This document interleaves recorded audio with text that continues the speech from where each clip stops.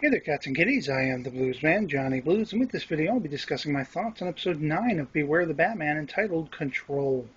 And I thought this was a really entertaining, interesting episode, and 3 for 3. I mean, the last 3 episodes have just been stellar, whereas it was kind of hit and miss in the early going of the series. But this one, of course, picks up with that scientist that created the ion cortex, this sort of power distribution thing that is supposed to level, power all over Gotham and all over the world. Make it affordable for everyone and really cost effective and all that kind of stuff.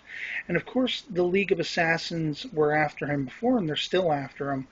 This time with new baddie Cypher. This dude is like, I mean, I'm just tripping on Metal Gear Solid references with a sort of cybernetic suit like the Cyborg Ninja in Metal Gear Solid, to the Psycho Mantis sort of, spindles that come out of his arms and plug into the back of their brains and control people, to toward the end, once he's basically been defeated and you have all these electrical pulses, flipping out, coming out of his suit and everything like that.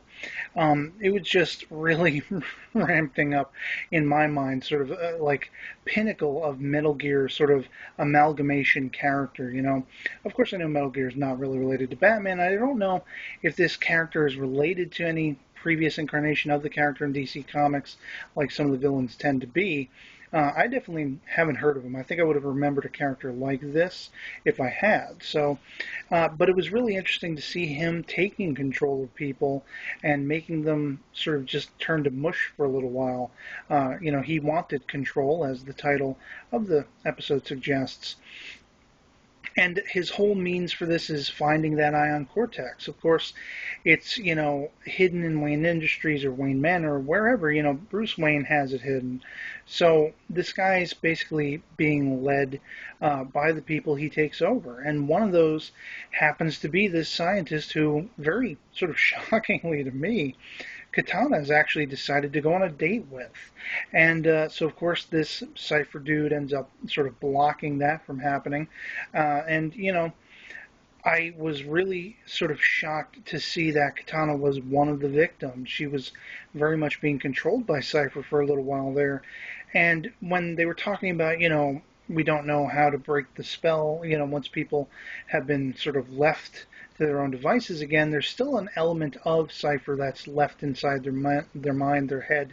And, I was wondering if Katana would be able to rebound from this, or even this scientist guy, whose name I will admit I keep forgetting. But in any case, you have Batman going head to head with this guy, just sort of acting on a hunch that something's afoul if he can't get through to Wayne Manor or Industries or what have you, and also is not hearing from Katana. And so, of course, they butt heads. There's this great sort of chase on the subway. I mean, it reminds me of a bunch of different movies and TV series that have done stuff like that before.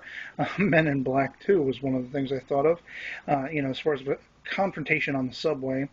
And that train battle between Spider-Man and Doc Ock in the second Spider-Man movie, Sam Raimi film.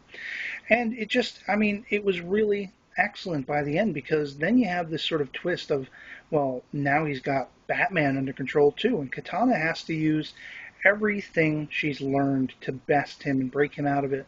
And then once he's got what Cypher has, the scientist again, well, it's, as Huey Lewis would say, the power of love that breaks him out of it. And so, but then you have him in the hospital room, and that's where it's like, whoa, because all of a sudden that dude opens his eyes and he's got the green of like the Cypher control, so has he become Cypher? Is it some, element left over? It's hard to tell.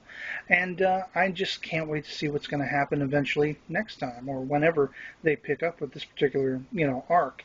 And so I'd love to hear from you guys in the comments below what you thought of this episode if you've seen it. I thoroughly enjoyed it, and was reminded of a lot of stuff that just made me love it all the more. And so, yeah, that'll be it for me. I'll catch you later. Peace.